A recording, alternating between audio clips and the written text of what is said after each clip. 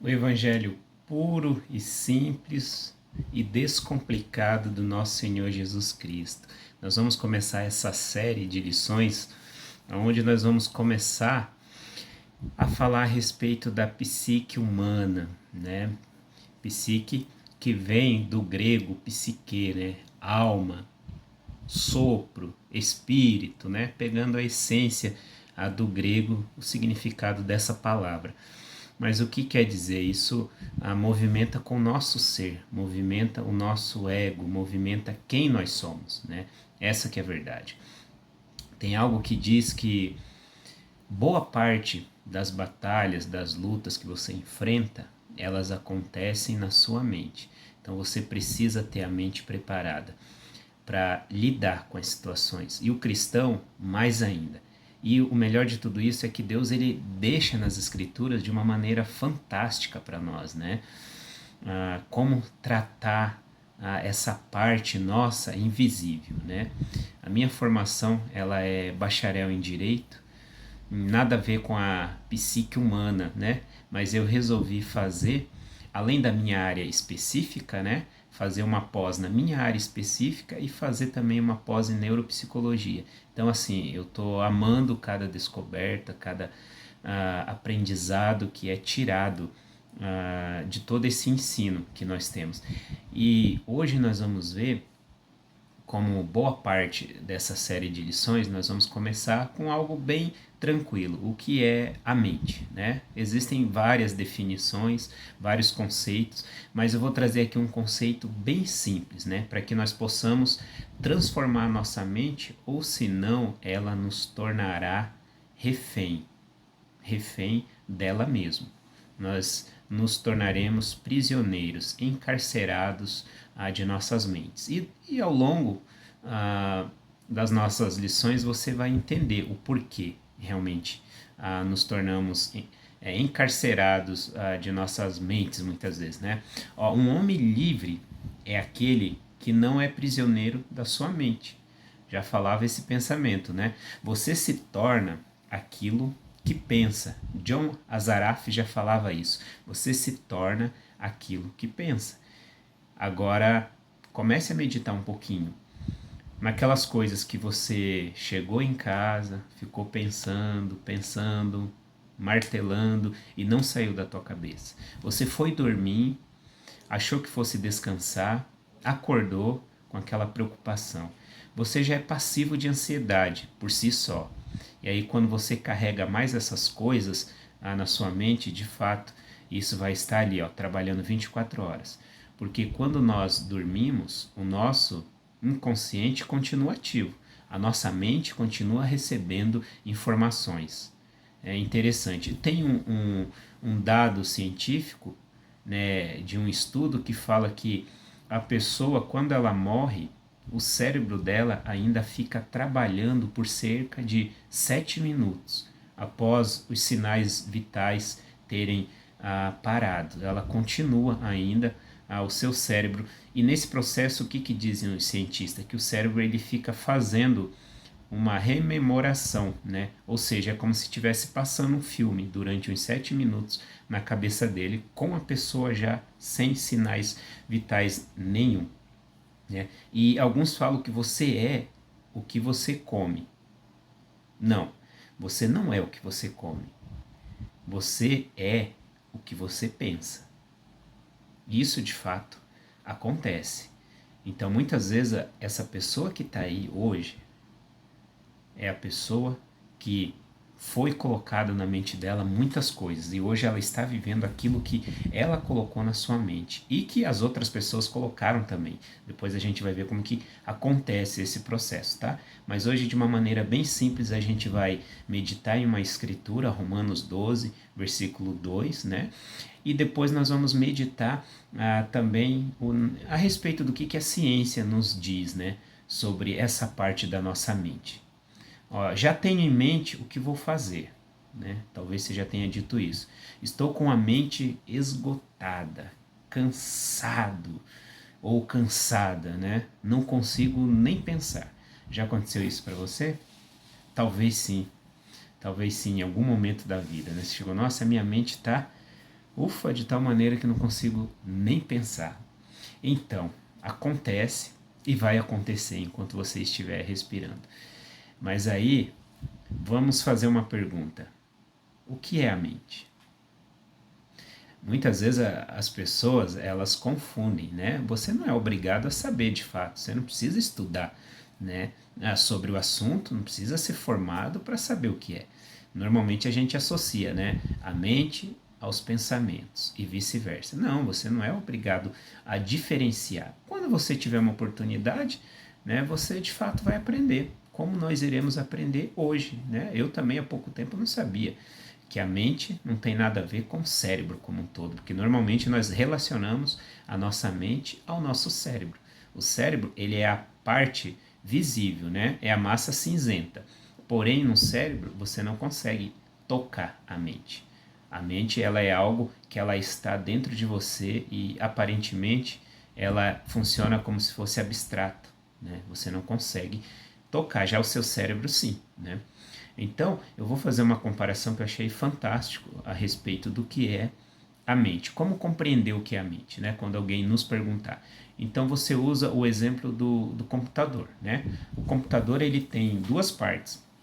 Ele tem a parte física, que é chamado de hardware, né? É a parte que você vê.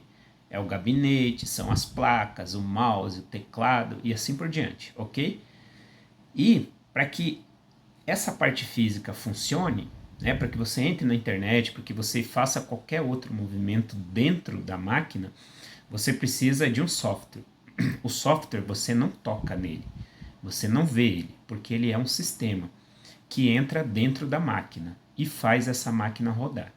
Ou seja, imaginemos que o nosso cérebro é um hardware, é a parte física desse computador, e que a nossa mente, ela é o software, é o que faz girar, é o que faz funcionar. É o que acontece na nossa mente, né? A nossa mente, a gente precisa de algo que a faça girar, que ela faça com que entremos em movimento. E muitas vezes ela nos faz sofrer muito, né? Por quê? Porque o software está girando dentro. Essa aí é a nossa mente. Funciona dessa forma. Ah, e tem mais a consciência, né, que fica para uma outra oportunidade, um outro vídeo. A consciência, ela funciona como se fosse o programador, né? A máquina, ela funciona porque ela tem um software, só que esse software, ele funciona porque existe um programador, alguém que decodificou ou fez uma linguagem para que esse software funcionasse naquela máquina ou em várias máquinas, né? Então, existe esse programador. Ah, é interessante porque, assim, existe um neurocirurgião, que é a pessoa, o profissional que estudou para isso, e aí quando você tem algum problema neurológico, que há necessidade da intervenção desse neurocirurgião, ele vai abrir o seu crânio, literalmente, né? Abre o seu crânio e ele trabalha no seu cérebro. Ele trabalha na parte visível, que é no seu hardware, né? A gente pode dizer assim. E aí ele vai fazer a intervenção médica que precisa ser feita lá, né? Digamos que você teve um aneurisma cerebral, você teve qualquer outro trauma na sua cabeça, então ele vai reparar essas situações. E dependendo de como for o estágio ou a gravidade, pode ser que você melhore, pode ser que piore, ou pode ser até que você venha a entrar em óbito, né? Dependendo da intervenção do neurocirurgião na sua cabeça. Então ele mexe na parte cinzenta, ele não mexe na sua mente, porque não tem como ele fazer isso, né? Aí existe outros profissionais que têm essa habilidade, que aí eles usam o bisturi, que é o profissional da área da psicologia, da psicanálise, né? Então, esses dois profissionais, eles entram com o bisturi invisível para você, e aí eles começam a fazer a cirurgia lá dentro na sua mente, né? Nos seus pensamentos. Interessante porque assim, talvez você já tenha feito alguma cirurgia. E quando você fez essa cirurgia, o que que aconteceu? Você apagou. Aí você acorda, não lembra de nada, né? Normalmente se tem uma entrevista com alguém que vai te dar anestesia. E esse médico que vai ser responsável por todo o período da operação onde você vai estar apagado, normalmente a gente fala, olha, eu vou tomar anestesia e ponto final, não vou ver nada. De fato é assim, o médico ele não vai te explicar, né? O médico que vai ser responsável pela sua anestesia. Mas existem alguns procedimentos para essa anestesia. Não é apenas uma única droga, né? Um único medicamento que coloca em você e você apaga, não. Tem-se um medicamento que coloca para que você não sinta dor, tá bom? Porém a sua consciência continua. E aí tem uma outra droga que é colocado para que você tire essa sensação de consciência, né? Para que você apague. E diante disso, a sua memória ela não vai lembrar daquele fator. Ele literalmente vai apagar, né? Como se passasse uma borracha realmente ali no que você escreveu e apagou tudo aquilo. E aí é por isso que às vezes a cirurgia demora até 24 horas, aí quando o paciente acorda é como se fizesse apenas alguns minutos, mas não, porque a droga tem esse poder, né? Esse remédio que é colocado tem esse poder de fazer com que a sua mente apague. A partir do momento que ela apaga, você não lembra de nada. Mas por que tudo isso? Isso aí é por um único motivo, né? E esse motivo ele é simples, é para que o paciente não lembre, porque assim, se ele aplicasse somente a medicação para tirar a dor, para você não sentir, o que que iria acontecer? Mesmo com os olhos fechados, você dormindo, né, vamos dizer de uma maneira leiga, assim, mesmo você estando dormindo durante o procedimento cirúrgico, a sua mente, o seu inconsciente estaria trabalhando e ele iria registrar todo aquele trauma, né, dentro de você, por exemplo, a parte da incisão que ele iria fazer, né, com o bisturim, tudo isso iria ficar gravado na sua mente. Então ele precisa te dar aí um medicamento para que literalmente apague a sua memória. E aí quando você levanta, você não lembra que o médico mexeu em você, que ele puxou os teus órgãos, que ele costurou você, fez tudo isso, você não lembra. Mas por quê? Isso não veio mediante a uma única medicação. Né? Isso veio mediante algumas para pontos específicos, né? Uma delas para tirar a dor, que a gente já falou, uma delas para apagar você e outra para literalmente passar uma borracha na sua mente para que você não lembre desses fatores, né? Porque assim, uma das coisas interessantes é que quando nós estamos dormindo, o seu corpo continua trabalhando, o seu organismo continua trabalhando e a sua mente trabalhando. Lembra que muitas vezes quando você tem alguma preocupação, uma ansiedade que você não aguenta, você vai dormir, às vezes você tem pesadelo, você acorda falando durante a noite, é por conta disso, porque a sua mente está a 1000 por hora trabalhando ali. Então por isso que a gente precisa cuidar de fato da nossa mente, né? E cuidar da mente requer cuidar com as falsas crenças imputadas em nossa mente, né? Quais crenças essas? São, por exemplo, você não consegue, você é burro, você não é capaz, né? E assim por diante. Então não permita com que isso entre na sua mente. Então vamos preparar desde cedo as nossas crianças para isso. É triste ver, é triste saber que tem pais que realmente façam isso. Mas você é imprestável, você não consegue, de novo. Então, né, fica aí um conselho aos pais. Não faça isso, porque você está condicionando a mente desse jovem, a mente dessa criança, de que ela é incapaz. Aí quando ela cresce, que vai para o mercado de trabalho, a primeira frustração que ela tem, ela quer desistir, né? E aí, se ela chega em casa, ela vê que ela não é capaz de fazer tal coisa, ela quer desistir. Ela casa, ela vê que ela não é capaz, ela quer desistir. Aí nada faz sentido na vida dela, o que que resta para ela? Além da depressão, é atentar contra a própria vida. Muitas vezes acontece por conta disso. Tem uma história bem interessante que aconteceu em 1954, né? Que é conhecido como a barreira dos 4 minutos, né?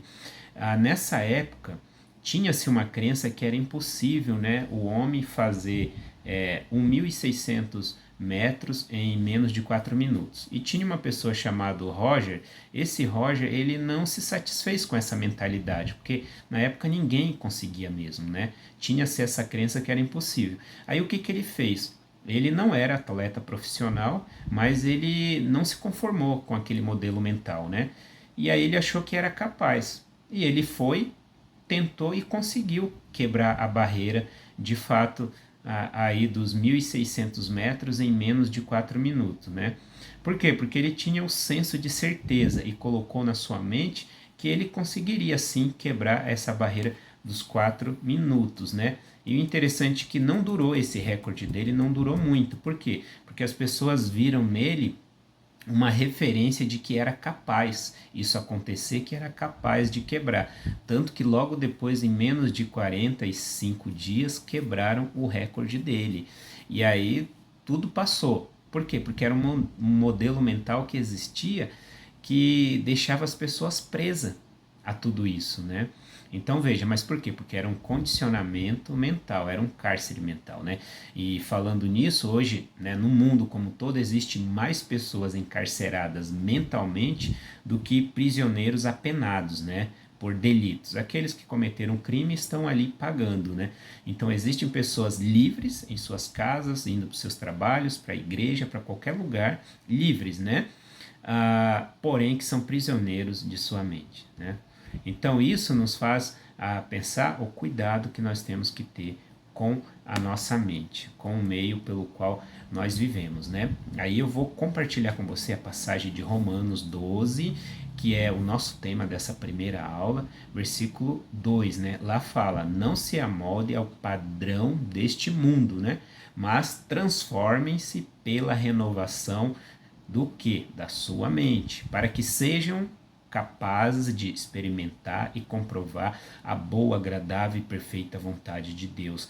É bem claro essa passagem. Eu vou ler para você numa versão que eu acho bem interessante também essa passagem, que é uma versão aqui chamada Leitura Fácil, né? Lá está escrito assim, ó, Romanos 12, 2. Não sejam mais moldados por este mundo, mas pela nova maneira de vocês pensarem, vivam uma vida diferente.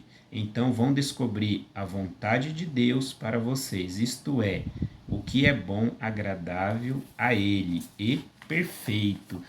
Então, complementando, de fato, né, eu só posso comprovar a boa, agradável, perfeita vontade de Deus quando eu me permito transformar a minha mente. Lembra que a conversão ela é uma mudança de direção, né? Eu estava indo por um caminho, um modelo mental, agora eu preciso mudar. Então, na nossa vida, precisa sim, né, ter essa renovação, essa mudança de rumo, de caminho, buscando através de experiências com Cristo, né, uma transformação da mente. Renovar a mente, ela vai requerer uma disposição, uma imersão no que? Nas Escrituras, um tempo de qualidade com Deus, aonde eu persevero com as boas coisas e retiro aquelas velhas coisas, né, não saudáveis da minha mente. Para que, sendo assim necessário, eu faça uma reprogramação mental, né? Tire aquelas coisas ruins, né? Possa fazer essa transformação da minha mente, como diz as sagradas letras, né? Porque o padrão mental deste mundo não é o padrão mental de Deus, né? E não é o padrão mental que Deus preparou para cada um de nós, né? O padrão mental deste mundo, ele é bem relatado, aí você pode ler no Evangelho de Marcos, capítulo 7, do 20 até o 23, né? Onde fala que o que nós depositamos no nosso coração lá, ele funciona como depósito da nossa mente, porque de lá que saem todas as coisas ruins, né? Que eu estou alimentando, então eu preciso de fato cuidar, né, muito, porque a nossa intimidade com Cristo muda a nossa forma de pensar, de agir, de sentir e etc, né? Por quê? Pois nós passamos a educar nossa mente para uma mente mais espiritual, né? A mente de Cristo, né? Que é outro tema que nós vamos trabalhar depois lá da primeira carta de Paulo aos Coríntios, capítulo 2, versos 16. Você pode até ir se antecipando e lendo lá, né? Depois nós vamos ver. Porque nós temos a mente de Cristo. Se temos a mente de Cristo, somos alguém que de fato pode fazer a diferença, né? Mas nem sempre foi assim, né? Como falei, nós precisamos educar a nossa mente. Precisamos cuidar muito bem de nossas mentes, porque somos guiados, né, pelos pensamentos e quando maduro, esses pensamentos, eles vão trazer colheita, dependendo do que for, não tão boas, né? Então, aquilo que nós ficamos arquitetando em nossas mentes, no nosso interior, isso se chama de lei da atração. Então, aquilo que você arquiteta, né, tanto, ele acaba vindo, porque você trabalhou para aquilo, né? Então, nós devemos arquitetar as coisas boas do reino, que com certeza nós vamos ter boas colheitas, né? Quando perdemos uma batalha, a mesma já estava perdida em nossa mente. A mente, ela é o principal campo de batalha das pessoas, né? Já se decide lá a vitória e lá já se decide também a derrota, a santidade ou a carne, o corpo doente ou o corpo enfermo e assim por diante. Então vamos cuidar bem da nossa mente, né? Vamos transformar essa mente. Mas como que eu faço? Aqui nós vamos aprender alguns passos a serem feitos. E um deles é, sabe, aquelas coisinhas, aqueles modelos mentais que já estavam na sua mente, tenta tirar. Repudie ele. Fala, não, eu sou capaz, né? Ah, não, mas eu não consigo. Consegue sim. Só que para tudo isso precisa de quê? Perseverança, né? Muita oração, pedir a Deus que as coisas acontecem. Isso é um fator. E vamos lembrar que no mundo nós temos muitas pessoas encarceradas mentalmente, né? Porque voltando lá no começo, né? Como nós comparamos a nossa mente a um software, e esse software ele é armazenado dentro de uma memória tudo aquilo que passa por ele.